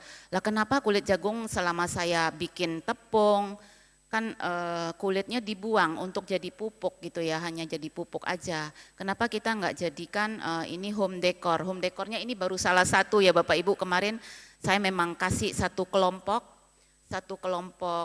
untuk membuat kerajinan ini, jadi bisa menjadi berkat gitu ya. Kemudian ini baru salah satu contoh, jadi Bapak Ibu bisa kembangkan nanti yang mau bikin apa, mungkin mau bikin home decor yang lain-lainnya gitu ya. Bapak Ibu yang mengembangkan bisa mengembangkan itu semuanya. Ini hanya sedikit contoh saja. Nah ini juga inovasi-inovasi yang kami ajarkan kepada mahasiswa. Mahasiswa bersyukur dengan berkenalan dengan Pak Handoyo. Saya juga dihubungkan dengan dosen ITS Pak Nur Husodo sebagai pembina KTB UKM juga. Dia membantu kami di SET Magelang dalam hal berinovasi, mahasiswa berinovasi karena di kampus kami ada bantuan pemerintah dalam kolam ikan ya. Jadi kami mengikuti lomba, puji Tuhan, mahasiswa mendapatkan juara kedua. Waktu lomba pertama kali kami membuat lele belang, lele asap sambal kecombrang. Dan kemudian juga ada ikan nila, kami ajarkan kepada mahasiswa untuk mengelola ikan nila bukan dijual begitu saja, tapi diolah menjadi produk turunannya seperti itu. Kemudian dikasih kesempatan juga anak mahasiswa diajak berlomba kreatif lagi. Yang kedua itu membuat tungku 3 in 1. Jadi mahasiswa membuat tungku 3 in 1 itu dengan pendampingan Pak Nur Husodo juga ya. Ini kami mendapatkan, ini mahasiswa dilatih untuk mempresentasikan produk mereka yang dibuat di depan pemerintah, di depan juri gitu ya. Mereka belajar, puji Tuhan mendapatkan juara harapan 1 waktu itu. Kemudian itu KTB UKM onset yang kami lakukan. KTB UKM online juga kami lakukan dan memang kami belum datang ke sana ya. Kita ada kelas juga STT Setia Nias secara online. Jadi sudah ini angkatan ketiga kalau nggak salah, angkatan ketiga STT Setia Nias, tapi masih secara online ya Bapak Ibu ya. Tapi Dokter Edi sudah pernah mengunjungi sekali ya Dok di sana untuk onsetnya. Kemudian saya juga pertama saya sama Dokter Edi datang ke satu desa di Temanggung, itu masyarakat umum, jadi ada Kristen, ada Buddha, ada Muslim gitu ya. Di sana kami melakukan survei di sana potensi alam apa yang ada. Kemudian Ibu di sana menangkap apa yang kami sampaikan, maksud dan tujuan kami. Kemudian di sana menghasilkan penghasil gula aren Bapak Ibu, penghasil gula aren dan kopi. Kemudian mereka bilang bahwa mereka itu nggak bisa berinovasi katanya. Kemudian mereka ikut kelas KTB online waktu itu karena COVID, belum bisa kita kunjungin, mereka ikut secara online. Dan bersyukur sesekali saya kunjungin dan juga lewat WA juga gitu ya, kunjungin beberapa kali, 3-4 kali, sampai saya menemukan beberapa ide untuk mereka. Dan saya belikan satu alat untuk mencetak gula aren ini. Biasanya kan kalau gula aren itu berupa batok ya Bapak Ibu ya. Jadi saya kembangkan, saya ajarkan mereka berinovasi untuk membuat ini gula aren bentuknya mini-mini gitu ya. Jadi sampai sekarang mereka sangat-sangat laris sekali, sampai saya mau order langganannya Pak Handoyo, sampai kemarin mau minta sebulan baru ada gitu. Karena saking larisnya gitu ya. Nah ini kami ajak mereka ya, ini untuk berdoa bersama. Nah ini juga salah satu contoh produk yang dikembangkan di sana, cookies bentuknya kopi. Nah ini contoh produk saya dari Alam Suhati. Ini ada tadi moringati, sambal kecombrang, manisan jahe, tadi ini ya tepung jagung. Terus produk inovasi terbaru ini yang tadi ya sudah saya sampaikan. Jadi kita bisa bikin, tadi saya bilang teh itu ini bentuknya ya. Purpose ini juga bisa kombucha, purple corn. Kemudian ini juga ini produk inovasi terbaru juga, belum, ini baru masih saya riset terus, mie jagung ungu. Jadi warnanya ungu ini ya, tapi bentuknya kering, tapi belum ini yang tadi. Kemudian terakhir ini yang terbaru pelayanan kami di KTB UKM 5 warna Borobudur yang kami lakukan. Dengan beberapa teman reteni, kami memproduksi keripik kelapa choco chip ya. Nah, saya bersyukur bahwa kemarin dikasih kesempatan pada bulan Oktober dari pemerintah Disperindak, jadi perlunya kita menjalin hubungan dengan pemerintah daerah ya. Jadi ada satu kesempatan untuk ikut mengikuti pameran Trade Expo Indonesia pada bulan Oktober yang lalu. Terima kasih. Terima kasih Ibu. Ya, kita akan langsung saja kepada Bapak Tigor Pardamaian Siombing.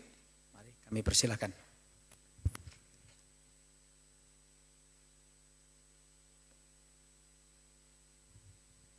Ya, terima kasih atas kesempatan ini. Pertama sekali saya perkenalkan diri, nama saya Tigor dari Mandiri. Jadi Mandiri itu artinya swasta. Sejak tahun 2013 pimpinan sinode saya itu Uria Kristen Indonesia, saya seorang pendeta, menempatkan saya menjadi pendeta yang mencari pekerjaan di luar gereja. Jadi sejak 2013 itu saya berkecimpung di luar gereja. Nah, saya mempromosikan pertama sekali ini kaitannya dengan sampai pada titik kami bisa ekspor gula kelapa dan gula aren, Bu. Kami ekspor itu ke Eropa, Amerika dan Kanada, kemudian ke Australia. Nah, sejarahnya latar belakangnya itu kami selalu mencari produk apa yang sebenarnya bisa bersaing dengan tidak membutuhkan banyak alat teknologi, tetapi membutuhkan yang manual. Kami jumpailah gula kelapa dan gula aren ini. Jadi base camp kami itu sekarang ada di Banyumas di Jawa Tengah. Jadi kalau bapak-bapak mau survei misalnya atau mau berkunjung, silakan untuk menghubungi kami. Dengan kegembiraan kami akan menyampaikan hal-hal yang berkaitan dengan produk ini. Nah, bisa ditampilkan untuk pertama kali saya mempromosikan itu integrated organic farming. Jadi antara pertanian, peternakan, dan perikanan itu jadi satu kesatuan yang tidak bisa dipisahkan. Artinya kalau kita ingin mengerjakan satu peternakan, kita harus punya pertanian dan kita juga harus punya perikanan. Itu satu kesatuan yang harus dilaksanakan dalam sekaligus pekerjaan itu dilakukan. Jadi saya mengembangkan pertama sekali itu peternakan, maaf ini ada nanti menyampaikan peternakan babi. Saya mengembangkan peternakan babi organik. Ya. Ini bagian, coba lihat dulu gambar yang babi ramah lingkungan. Tidak hanya babi juga, tetapi termasuk juga ayam, kemudian sapi, lembu, dan kambing. Nah, jadi metode yang kami terapkan itu yang saya kembangkan sejak tahun 2004 itu adalah babi itu tidak ditempatkan dalam kandang yang semen. Babi kami itu tidak pernah dimandikan. Kandangnya tidak pernah dibersihkan. Ya, tetapi bisa menghasilkan anaknya lebih dari rata-rata di atas 12. Ya, jadi yang mau artinya mau tukar pikiran, silakan kita bisa tukar pikiran tentang ini. Jadi ini mulai dari Sabang sampai Merauke, sampai di Papua, peternakan ini kami laksanakan dengan satu lembaga swadaya masyarakat dari Inggris. Saya bekerja di sana selama hampir kurun waktu 3 tahun lamanya.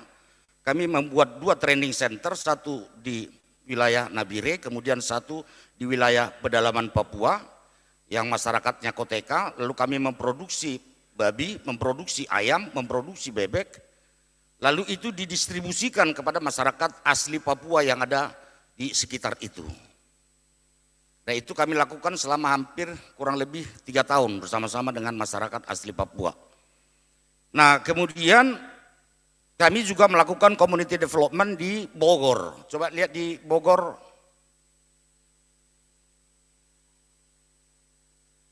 Di Bogor ini kami melakukan integrated organic farming itu bersama-sama dengan ayam, ya, ayam, kemudian sayur-sayuran, kemudian dengan ikan.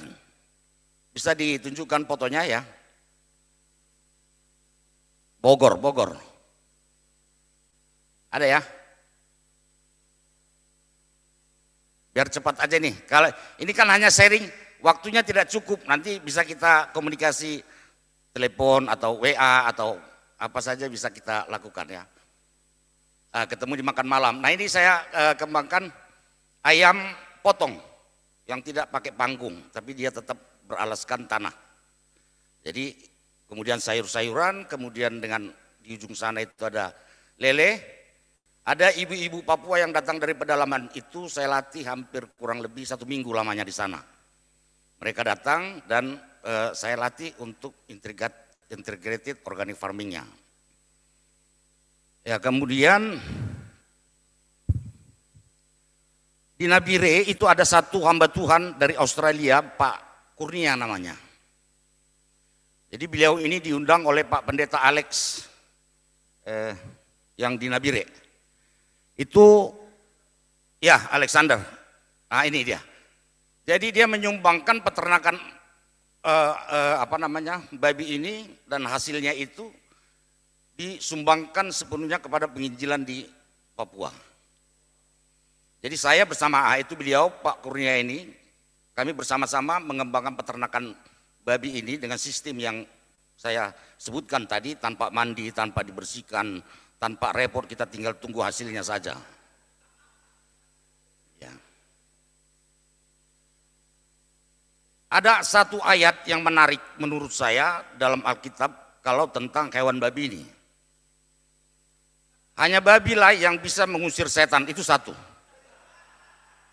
Tidak ada yang lain. Tidak kambing, tidak kerbau, tidak sapi, tidak. Yang kedua, ada ayat yang mengatakan di 2 Petrus 2 ayat 22 dikatakan itu dasarnya saya memulai penelitian ini, walaupun itu saya dapat ilmu dasarnya dari Jepang pada saat saya mengikuti training di sana. Dikatakan di situ kalau anjing muntah, dia akan makan muntahnya. Tetapi kalau babi, setelah Anda mandikan pun babinya itu, kamu buka pintunya, dia akan pergi ke kubangan.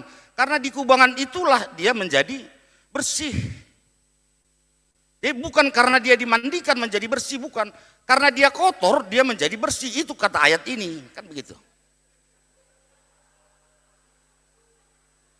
Jadi buat apa kita habis-habiskan tenaga, misalnya siram-siram, pencemaran lingkungan di mana-mana, kan begitu. Ya kan? Dan ini sudah terbukti, dia bisa tumbuh, mengembangkan, beranak pinak di dalam kandang yang model seperti itu. Saya buatkan kandangnya kotor dan dia lebih bersih dari babi yang dimandikan. Kandangnya tidak bau, bapak-bapak, ibu-ibu bisa minum kopi di samping kandang babinya. Tidak ada kotorannya keluar dari kandangnya. Tidak butuh air, kecuali hanya untuk minum dia saja. Itu saja. Dan sudah banyak gereja-gereja di Sumatera Utara saya latih itu, termasuk gereja-gereja HKBP, GKPA, GKI Sumut. Tapi kembali lagi saya katakan tadi bahwa bagaimana kita sebenarnya mengubah pola pikir masyarakat itu yang paling penting.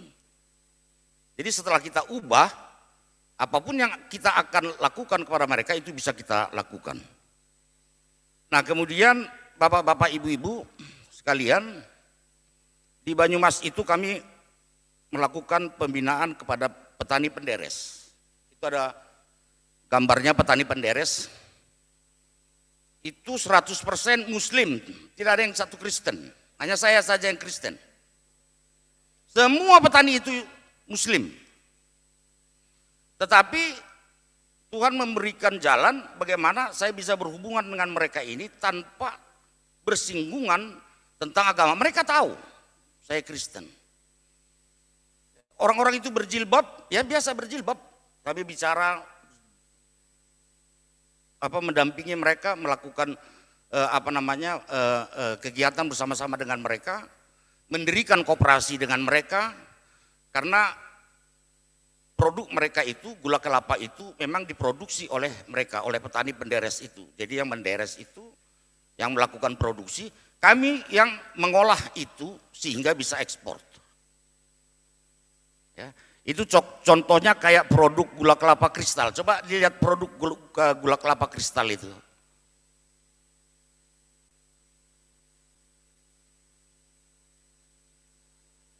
Ya. Nah ini brand kita namanya Hasea, itu bahasa Batak yang artinya berguna, bermanfaat, kira-kira begitulah. Jadi perusahaan yang kami dirikan bersama-sama, anak saya yang mendirikan bersama-sama dengan anak saya, itu namanya CV Hasea. Kami ekspor untuk gula kelapa ke Eropa. Untuk gula aren itu kami supply ke perusahaan-perusahaan yang ada di Indonesia. Nah, pertanyaan yang paling mendasar, saya sudah keliling banyak orang, ratusan orang saya sudah latih. Latih peternakan kambing, latih peternakan apa, tanaman cabai segala macam, tanaman cabai segala macam. Pertanyaan yang paling besar adalah setelah mereka produksi itu kemana mau dijual? Pas seperti pertanyaan pertama tadi yang sangat menarik menurut saya disampaikan oleh Pak Huta Barat tadi. Ah itu, kok produk gereja itu nggak kelihatan di gereja? Perginya kemana? Jadi pelatihan yang kita lakukan itu untuk apa? Saya merasakan saya sudah latih orang, banyak orang, tapi kok nggak, sepertinya tidak ada sesuatu yang bisa kelihatan dengan kasat mata itu meningkatkan kesejahteraan ekonomi mereka. Kita harus ingat basis gereja itu adalah jemaat, tidak ada yang lain. Kekuatan gereja itu ada di jemaat, bukan di tempat yang lain, bukan di penatua, bukan di pendeta tetapi kekuatan jemaat. Bagaimana kita mau memberdayakan jemaat ini sehingga kuat secara ekonomi? Akhirnya saya berpikir saya harus mencetak pengusaha. Tidak bisa tidak, harus ada pengusaha yang bisa menjual produk ini. Satu. Kedua, tidak bisa pengusaha ini bergerak kalau dia tidak punya perusahaan. Kalau dia tidak ada organisasi atau lembaga yang sah bisa melakukan transaksi jual beli. Saya tidak mungkin bisa mencetak orang. Lalu saya cetaklah anak saya yang paling kecil yang tamat dari Institut Kesenian Jakarta IKJ. Dia tamat, lalu saya ajak dia. Kami bersama-sama berdua ke Banyumas, Purwokerto. Lalu saya ajari dia, saya perkenalkan dia dengan produk ini, dengan kesabaran dan lain sebagainya. Dia jurusan musik, tidak ada kaitannya dengan gula kelapa, gula ini tidak ada. Tapi bagi saya nggak mungkin saya bisa mengajarkan orang lain kalau saya belum bisa menunjukkan hasilnya. Kemudian selang tidak beberapa lama, dia mungkin passionnya juga ada di situ. Lalu dia mendirikan satu perusahaan, itulah perusahaan yang sekarang, CP Hasya. Umur anak saya ini masih 23 tahun. Masih anak muda, pacaran pun belum. Tapi omset dia bisa menjual produk ini lebih dari 1 M, lebih 1 bulan. Iya. Hanya dalam kurun waktu 3 bulan. Saya katakan sama dia, kalau kamu mau bantu gereja, itu bukan menjadi pegawai negeri, atau menjadi karyawan, atau menjadi pegawai swasta. Kamu harus menjadi pengusaha, banyak uang, baru kasih uang ke gereja, saya bilang. Kalau karyawan, pegawai dan segala macam, iya dia bisa kasih, tetapi gereja itu hanya bisa mencukupi sekitarnya, dia tidak bisa akan keluar dari wilayah itu.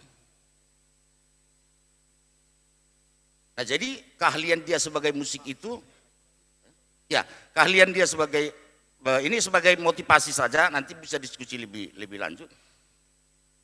Musiknya itu dimanfaatkanlah di gereja HKBP Purwokerto. Saya pendeta HKI. Saya diberhentikan HKI tahun 2020 ya, sebagai pendeta HKI karena menurut mereka saya melanggar aturan HKI. Jadi sekarang saya ini menjadi pendeta yang freelance, tidak terafiliasi oleh gereja. Iya, saya tidak koruptif, tidak menyelewengkan apa segala macam, tetapi itu yang terjadi ya saya terima aja. Itu mungkin berkat Tuhan juga. Ya. Nah jadi bapak-bapak, ibu-ibu sekalian, ini yang terakhir saya ingin tunjukkan fotonya, videonya, ekspor gula aren dan kelapa ke Eropa.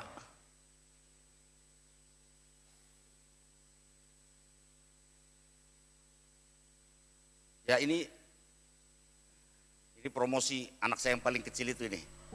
Nah ini proses gulanya. Jadi itu manual, tidak ada mesin. Semua pakai tangan prosesnya. Jadi hasil tangan petani itulah yang dijual atau diekspor ke ke luar negeri. Nah kalau di Toba ini tidak bisa dilaksanakan karena orang Toba bikin ini jadi tuak. Tidak jadi gula. Jadi tuak dia, jadi tuak.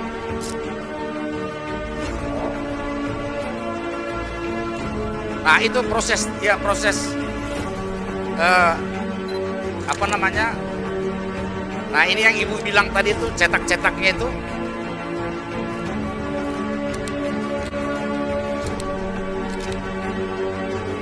Puji Tuhan orang Muslim di sana ikut omongan saya. Jadi coba video yang berikutnya.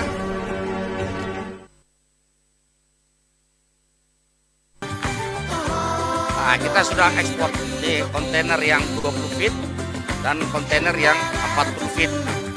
Apapun yang kita produksi, apapun yang kita hasilkan, hasil akhirnya adalah bagaimana kita menjual barang ini sehingga punya uang banyak. Itu penting. Karena itu menjual barang sekarang ini 1 menit lagi ya Pak. Kalau kita jual di pasar tradisional harganya tidak naik. Kalau kita jual di pasar modern juga sama.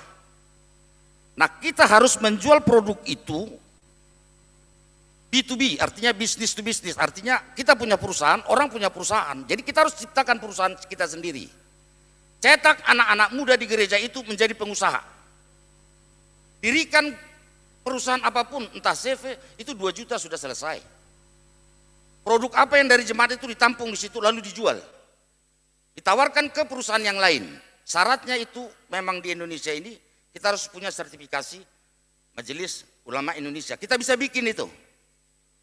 Kalau Bapak perlu konsultan tidak usah capek-capek Bapak bikin begitu. Kasih ke saya saja nanti saya ajarin Bapak-bapak semana bikinnya. Iya. Enggak perlu dibayar Pak, enggak perlu dibayar. Saya juga waktu itu belajar dari Google, bagaimana saya bisa ekspor itu saya belajar dari Google. Dokumen apa yang harus saya persiapkan? Kalau kita mau ekspor ke Amerika itu dokumennya berbeda dengan ekspor kita ke Eropa. Itu dokumennya kita bisa kerjakan.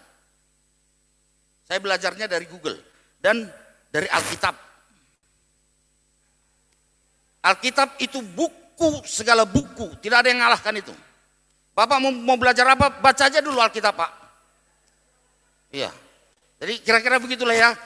Jadi tidak usah terlalu banyak bicara kita. Oke, terima kasih. Ya, oke Pak. Terima kasih Pak. Beliau adalah Bapak Pendeta dulu, sekarang Bapak PDP, Bapak Pendeta Pengusaha. Baik, yang dipaparkan itu adalah pemberdayaan masyarakat, apa yang ada. Jadi kalau kita berbicara ada 2 tadi konsep, baik yang dari BPMT itu pemberdayaan ya. Kemudian dari Dr. Edi itu termasuk bagian daripada ekonomi kreatif. Karena ekonomi kreatif itu adalah nilai tambah ya, mengandalkan ide, pengetahuan dan sumber daya manusia yang ada sebagai faktor untuk meningkatkan.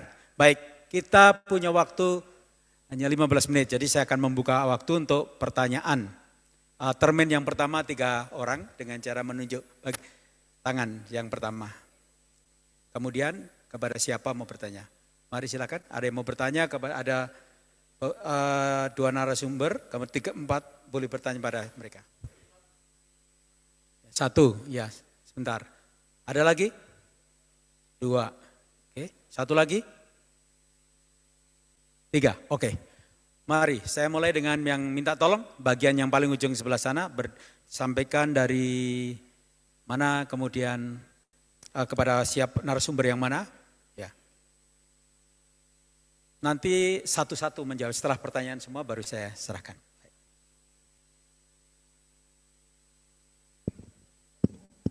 Ya, makasih buat kesempatan yang diberikan.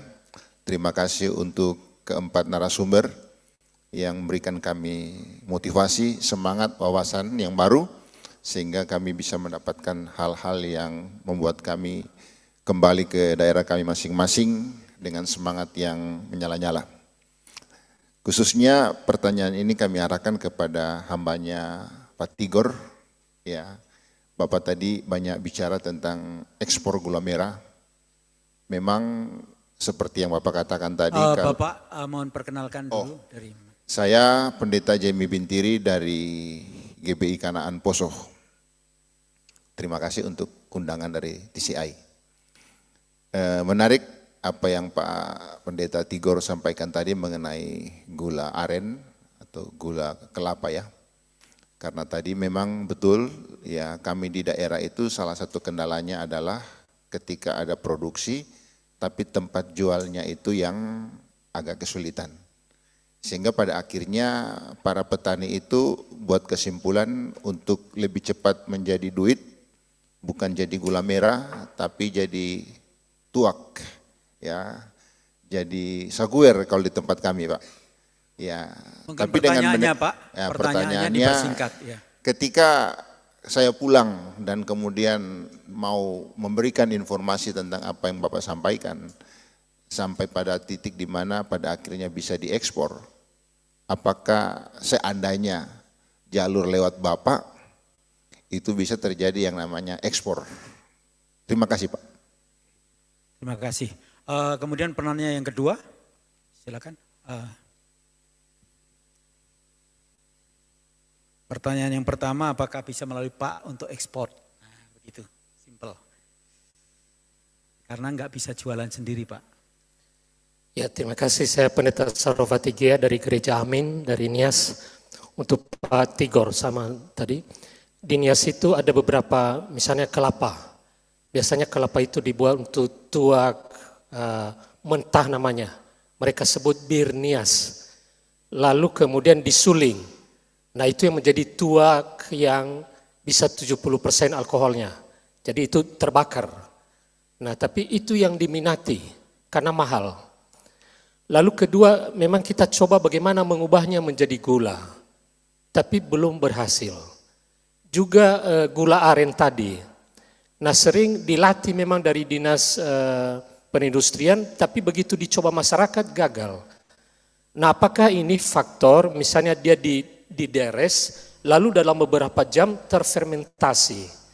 Nah jadi bagaimana sebenarnya, apakah begitu dideres langsung ambil atau bagaimana? Sehingga pertanyaannya bagaimanakah bisa membuat gula? Karena orang Nias ahlinya membuat tuak, begitu ya? Iya, jadi ini pernah dilatih tapi begitu dibuat gagal. Jadi apakah ada proses yang tidak tepat? Lalu kemudian kalau itu nanti bisa, apakah bisa bergabung dalam penjualannya keluar. Oke. Makasih. Terima kasih. Oke, terima kasih Pak. Kemudian yang berikutnya, pertanyaan yang berikutnya, ya.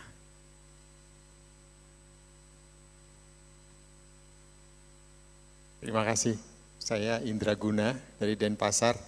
Pertama sama Pak Edi, Dokter Edi. Dokter yang mungkin udah lupa ilmu dokternya. Yang diingat ilmu UMKM-nya.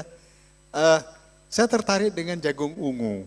Jadi jagung ungu, Ibu juga bilang tadi, itu jagung ungu itu mungkin bukan pertanyaan, itu satu komentar dan menguatkan bahwa memang betul antosianinnya sangat tinggi dan itu baik sekali untuk sebagai antioksidan. Dan kalau bisa dikeringkan dan itu kemudian, pertanyaannya adalah antioksidannya nggak hilang. Itu pertanyaannya. Kalau memang itu masih bagus, itu ide yang sangat bagus sekali dan itu bisa dipromosikan karena dia menjadi salah satu obat yang lumayan kuat.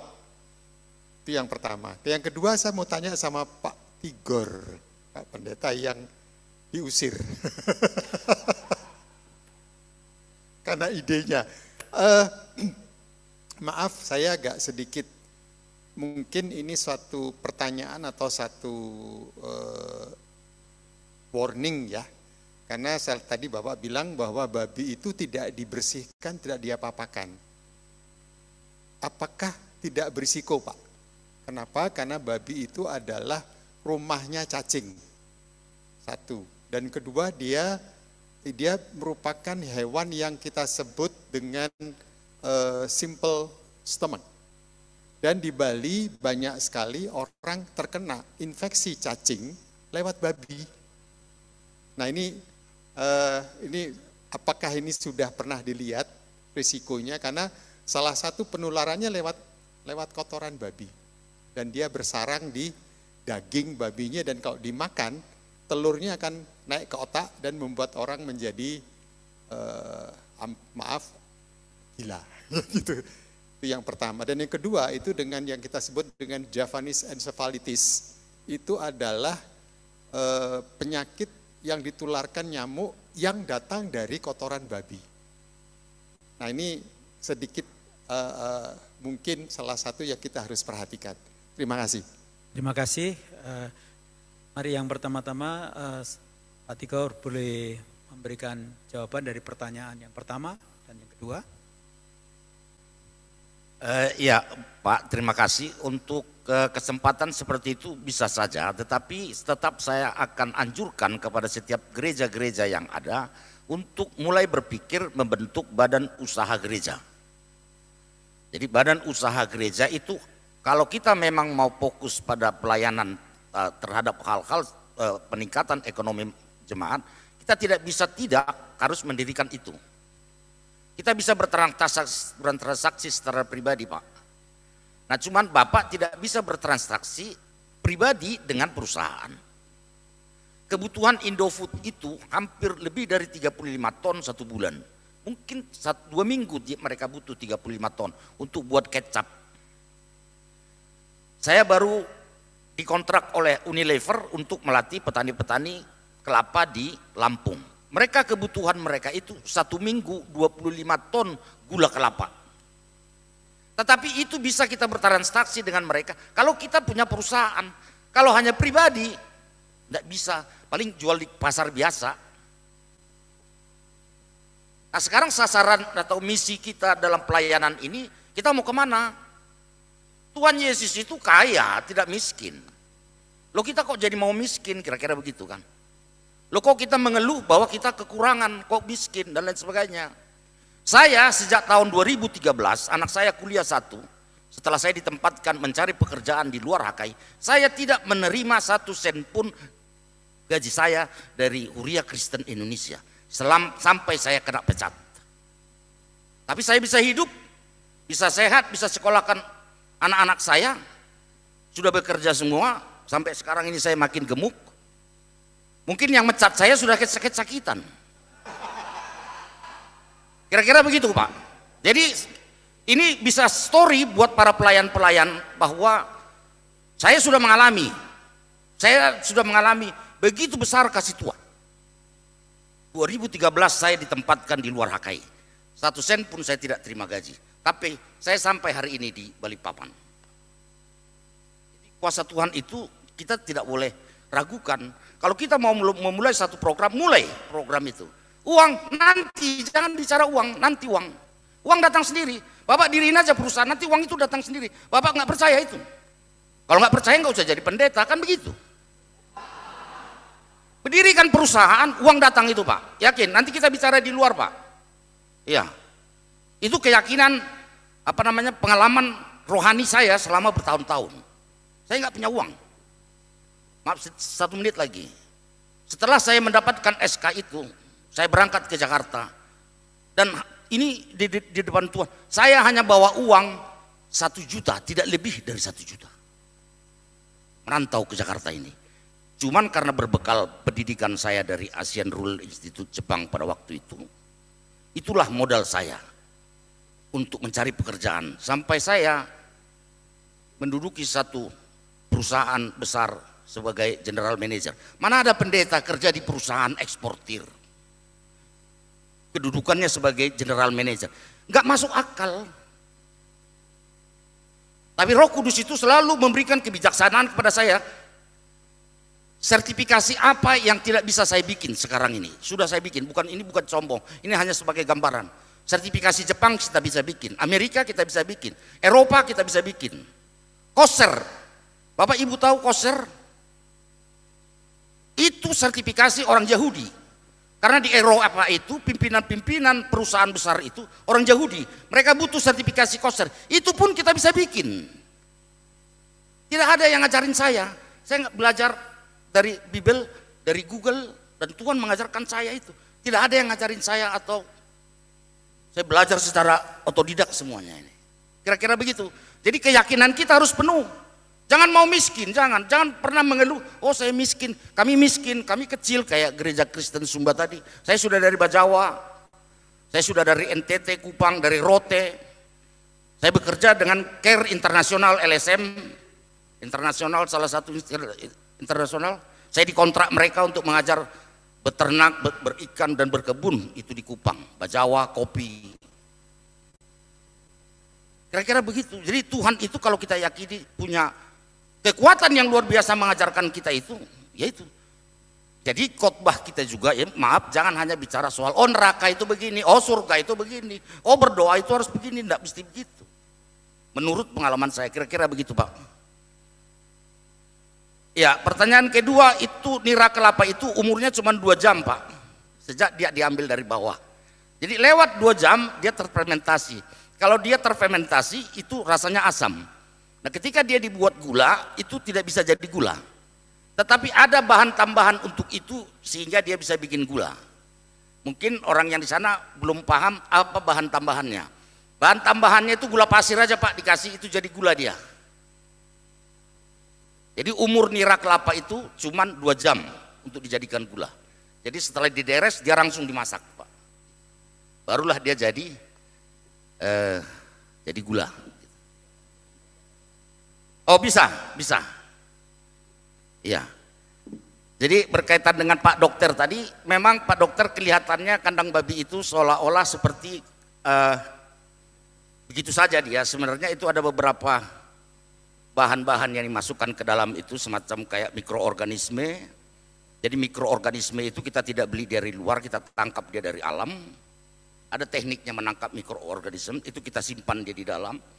Sehingga mikroorganisme itulah yang memakan kencingnya, memakan kotorannya, menetralisir kandang itu. Sehingga bau pun dia tidak keluar. Bapak bisa makan, minum, pesta di samping kandang babi itu. Iya. Iya betul Pak. Jadi ada bahannya, ada beberapa komponen bahan yang memang saya selalu melarang orang untuk beli dari luar. Saya mau masyarakat itu bikinnya di situ. Jadi kekayaan Tuhan itu kita pakai. Kecuali memang kita tidak bisa bikin ya misalnya seperti garam. Nah, kemudian kalau wood vinegar atau cuka kayu itu bikin sendiri. Tidak ada yang jual di luar itu bikin sendiri. Kemudian mikroorganisme itu bikin sendiri. Arang juga itu bikin sendiri. Itu bahan-bahannya, sederhana bahannya, tidak ada teknologi canggih ke situ. Nah jadi mikroorganisme inilah yang menetralisir semuanya sehingga kotoran babi inilah menjadi pupuk yang nomor 1 untuk organik, untuk tanaman apapun. Karena pupuk itu tidak hanya berasal, maaf kata, dari kotoran hewan. Kalau pupuk itu hanya berdasarkan kotoran hewan saja, itu bukan pupuk, dia tidak jadi pupuk itu. Jadi misalnya kalau kayak kandang babi Bapak itu disiram, itu kencingnya kan pergi.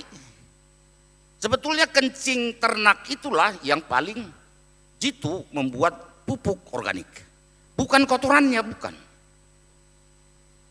Sehingga kita dalam jangka 6 bulan dari kandang itu kita bisa mendapatkan pupuk organik nomor 1.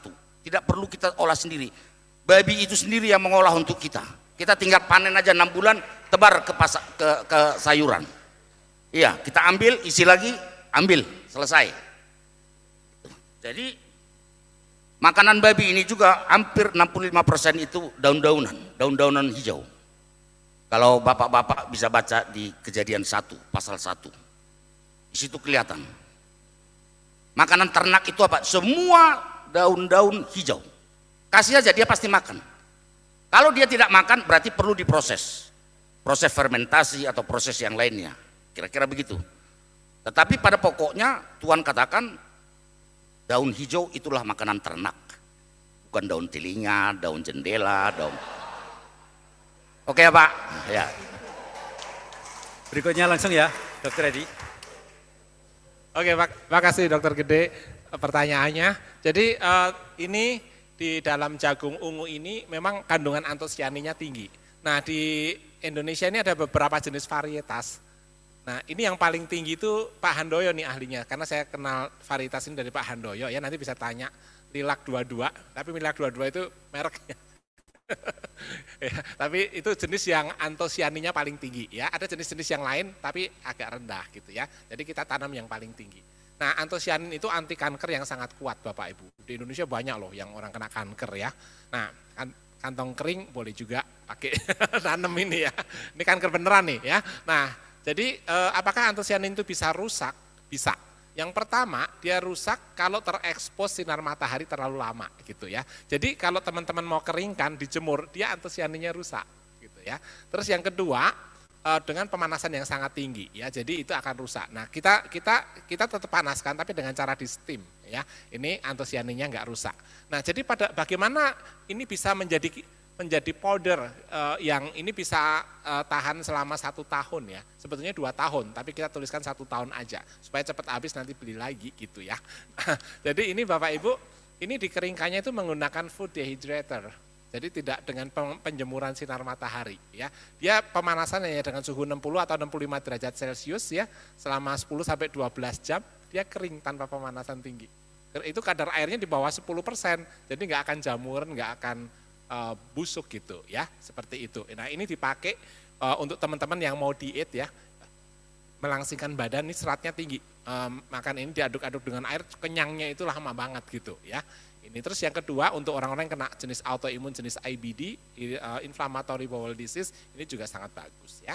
Nah kalau teman-teman beli yang fresh seperti ini, itu kalau di supermarket ini mahal ya, 1 bijinya tuh berapa ya, 20.000 ya. Sekitar 20.000 rupiah, bukan sekilo ya, 1 biji itu ya, kayak gini ya. Jadi kalau teman-teman beli nanti ke Butori aja, stok masih ada banyak, silakan buang.